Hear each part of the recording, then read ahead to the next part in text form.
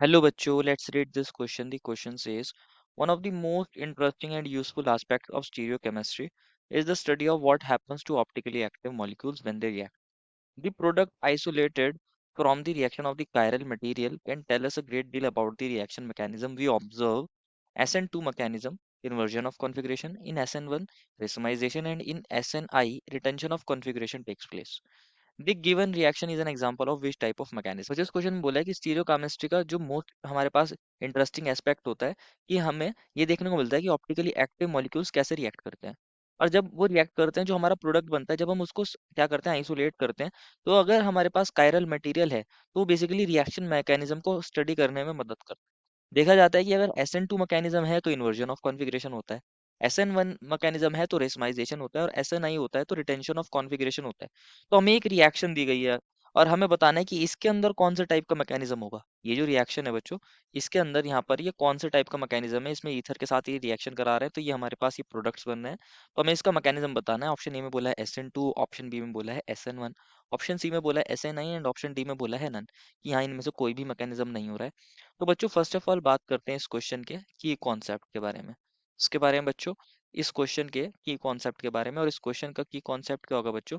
SN2, SN1 and SNI mechanism. Basically हमें ये तीनों मैकेनिज्म पता होने चाहिए, तभी हम इस क्वेश्चन को क्या कर सकते हैं, सॉल्व कर सकते हैं। तो जो हमें रिएक्शंस दिए उसको भी समझेंगे कैसे उस रिएक्शन हो रही होगी, और इनको भी समझ लेते हैं। मान लीजिए अगर हम कायरल सेंटर के अराउंड इन तीनों मैकेनिज्म को स्टडी करें, अगर तीनों मैकेनिज्म को हम स्टडी करें, मान लीजिए कोई कायरल सेंटर है, इससे कोई ये ग्रुप R1 अटैच है, ये R2 अटैच है, ये R3 अटैच है, और यहाँ कोई ये L ग्रुप लिविंग ग्रुप है, ये जो कार्बन है ये कायरल है। अब यहाँ तीन तरीके से रिएक्शन हो सकती है डिपेंडिंग कि R1 R2 R3 क्या है, और यहाँ पे रिएक्टेंट जो है बेसिकली हमारे पास किससे रिएक्ट कर रहा है। मान ली न्यूक्लियोफाइल कैसा है, और यहाँ पर सॉल्वेंट कैसा है, NU नेगेटिव कोई न्यूक्लियोफाइल है। अब यहाँ तीन पॉसिबिलिटी क्या हो सकती है। अगर हमारा लिविंग ग्रुप पहले यहाँ से निकल जाए, पहले लिविंग ग्रुप यहाँ से निकल जाए, कार्बोकेटायन की फॉर्मेशन करें यहाँ पर, ये R2 हो जाए या R3 हो जाए, और यहाँ कार्बोकेटायन बन जाए, तो हमारे पास न्यूक्लियोफाइल क्या काम कर सकता है, अब वो अबव भी अटैक कर सकता है, और वो अब बिलो द प्लेन भी अटैक कर सकता है। दोनों पॉसिबिलिटी हो सकती है। अगर वो ये वाला अटैक करेगा जहां से हमारा लिविंग ग्रुप निकला है, उसी साइड से अटैक करेगा, तो हमारे पास ये प्रोडक्ट बन जाएगा R1 R2 R3, इसको फिशर में दिखा रहे हैं, न्यूक्लियोफाइल यहाँ पर आ जाएगा। और अगर वो ये वाला अटैक करेगा, यहाँ बैक साइड से अटैक करेगा, तो हमारे पास जो कंपाउंड बन जाएगा उसमें क्या होगा, R1 तो अपनी जगह पे इधर दिखाएंगे, R3 को ऐसे दिखाएंगे, और ये जो हमारा कायरल सेंटर है, क्योंकि ये इधर से अटैक कर रहा है, न्यूक्लियोफाइल इधर लेफ्ट साइड से हमने दिखाया, तो R2 ग्रुप यहाँ राइट में आ जाएगा। तो हमारे पास ये दो कंपाउंड बनते हैं, और इनको बोलते हैं, इस प्रोसेस को बोलते हैं रेसमाइजेशन। क्या बोलते हैं? रेसमाइजेशन। एक्चुअल में ये दोनों कंपाउंड का मॉलिक्यूलर फॉर्मूला सेम है, लेकिन इनके अंदर क्या है, बेसिकली प्लेन पोलराइज्ड लाइट को अगर एक लेफ्ट राइट में रोटेट करेगा, क्लॉकवाइज करेगा, तो दूसरा हमारे पास ऐसे बोल सकते हैं, वो क्या करेगा, एंटी क्लॉकवाइज रोटेट करेगा। तो इनको बोलते हैं, ये दोनों एनेंशियोमर्स हैं, एनेंशियोमर्स हैं, और इनको इस प्रोसेस को बोलते हैं, ये जो हमारे पास मिक्सचर मिलता है इसको बोलते हैं रेसमाइक मिक्सचर, और ये प्रोसेस होता है रेसमाइजेशन। तो ये थी बात किसकी बच्चों, SN1 मैकेनिज्म की। पहले कार्बोकेटायन बनता है और देन हमारे पास न्यूक्लियोफाइल आता है। दूसरी क्या होती है बात, SN2।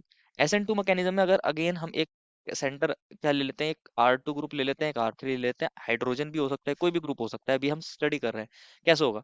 यहाँ पर क्या पॉसिबिलिटी हो सकती है, न्यूक्लियोफाइल, ये हमारा लिविंग ग्रुप है, न्यूक्लियोफाइल यहाँ पर अटैक करे और लिविंग ग्रुप यहाँ से निकले, लिविंग ग्रुप यहाँ से निकले, तो ये क्या होगा बेसिकली, यहाँ बेसिकली एक यहाँ क्या होगा, ये बैक साइड से जब अटैक करता है, तो यहाँ पर ये R1 को अभी हमने ऊपर ही दिखाया है, R3 को ऊपर ही नीचे ही दिखाया है, यहाँ बैक साइड से अटैक हो रहा है, तो यहाँ न्यूक्लियोफाइल आ गया होगा, और यहाँ पर R2 बन गया आ गया होगा, इधर हमारे पास लेफ्ट से राइट में आना पड़ गया होगा, और यहाँ से लिविंग ग्रुप निकल गया होगा। वैसे ही एक यहाँ पर एक ट्रांजिशन स्टेट के थ्रू होता है, लेकिन हमें इतना समझना है कि यहाँ पर ये जो बनता है इसको बोलते हैं क्या, इन्वर्जन ऑफ कॉन्फ़िगरेशन। क्या बोलते हैं, इन्वर्जन ऑफ कॉन्फ़िगरेशन। जो पहले हुआ था, ये वाले में न्यूक्लियोफाइल उसी साइड से आ रहा था जहां से लिविंग ग्रुप निकला था, इसको बोला था रिटेंशन। इसको बोलते हैं, यह रिटेंशन भी हुई है, यहाँ रिटेंशन भी हुआ है, और यहाँ पर ये वाला जो प्रोडक्ट है इसमें इन्वर्जन भी हुआ है, इन्वर्जन भी हुआ है। लेकिन जो सेकंड है हमारे पास ये रिएक्शन, इसके अंदर क्या होता है, इन्वर्जन होता है। क्या होता है इसके अंदर, इन्वर्जन होता है, कॉन्फ़िगरेशन का इन्वर्जन होता है। थर्ड होती है SNI मैकेनिज्म। ध्यान से समझना, SNI मैकेनिज्म में अगेन ऐसे ले सकते हो आप, R1 R2 और R3। बेसिकली होती तो ये इंटरनल मैकेनिज्म है, बेसिकली इसका इंट्रामोलिकुलर होता है एक तरीके से, लेकिन ऐसे समझ सकते हो, आपने किसी न्यूक्लियोफाइल के सोर्सेस को रिएक्ट कराया है, और मान लीजिए जब यहाँ आपने न्यूक्लियोफाइल के सोर्सेस को रिएक्ट कराया, तो जब हमारे पास जहाँ से R2 ग्रुप, जहाँ हमारे पास L ग्रुप है, वहीं पर न्यूक्लियोफाइल आ रहा है, सिर्फ एक ही प्रोडक्ट बन रहा है, तो इसको बोलते हैं रिटेंशन। क्या बोलते हैं, रिटेंशन। और यहाँ ये देखा जाता है SNI मैकेनिज्म में। तो ये जो है यहाँ पर रिटेंशन हुई है। एसएनआई मैकेनिज्म के अंदर भी रिटेंशन होता है, ये एसएनआई का मैकेनिज्म नहीं है, लेकिन एसएनआई में क्या होता है, रिटेंशन वाला प्रोडक्ट मिलता है। जैसे इसमें ये सिर्फ रिटेंशन वाला प्रोडक्ट बन रहा है, एसएनआई में ऐसा ही प्रोडक्ट मिलता है, लेकिन एसएनआई में जो न्यूक्लियोफाइल होता है वो इंट्रामोलिकुलर न्यूक्लियोफिलिक सब्स्टिट्यूशन दिखाता है।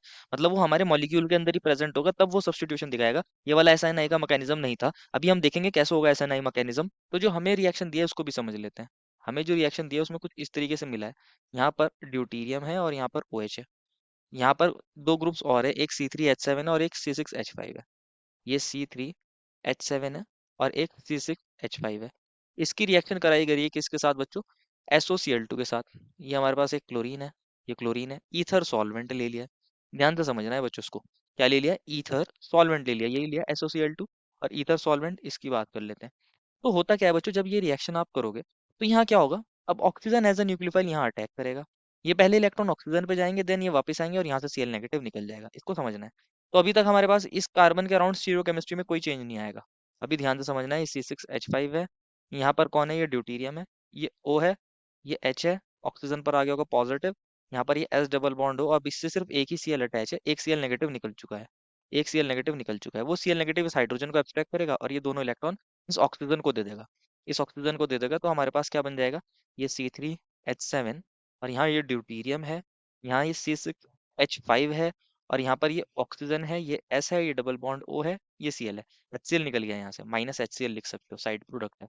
अब क्या होगा, अब यहाँ पर क्या है, बेसिकली आप इसको ऐसे दिखा सकते हो, ये जो SO हमारे पास S और Cl के बीच का बॉन्ड होता है ना बच्चों, यहाँ पर क्या होगा, ये Cl है, ये हमारे पास हमारा कार्बन था। ये क्या होता है, यहाँ पर ये दोनों इलेक्ट्रॉन्स यहाँ पर मूव करते हैं और यहाँ से ये Cl नेगेटिव निकलेगा और यहाँ पर अटैक करेगा। एक इंट्रामोलिकुलर अटैक बता सकते हो आप इसको। तो जब यहाँ पर Cl नेगेटिव अटैक करेगा तो यहाँ तो ड्यूटीरियम है, ये C3H7 है, यहाँ पर कौन है, ये C6H5 है, यहाँ पर कौन आ गया, Cl नेगेटिव ने अटैक करा है और ऑक्सीजन और सल्फर के बीच में बॉन्ड बन गया है। इसको आप ऐसे लिख सकते हो, S डबल बॉन्ड O बन गया है, एक डबल बॉन्ड O था, SO2 बन गया है बेसिकली यहाँ। SO2 गैस यहाँ से रिलीज हो जाती है। तो SO2 और HCl क्या है, यहाँ साइड प्रोडक्ट निकलते हैं। एक तो SO2 गैस निकलता है यहाँ पे साइड प्रोडक्ट, एक HCl। और यहाँ पर जो क्लोरीन आया है वो उसी साइड से आया है जहाँ से OH निकला था। एक तरीके से यहाँ न्यूक्लियोफिलिक सब्स्टिट्यूशन रिएक्शन हुई है, Cl नेगेटिव ने OH को सब्स्टिट्यूट कर दिया। और क्योंकि उसी साइड से अटैक कर रहा है तो यहाँ पर क्या हो रहा है, रिटेंशन हो रही है। क्या हो रही है, रिटेंशन हो रही है। और इस मैकेनिज्म को बोलते हैं क्या बच्चों, SNI मैकेनिज्म। क्या बोलते हैं बच्चों इसको, SNI मैकेनिज्म बोलते हैं।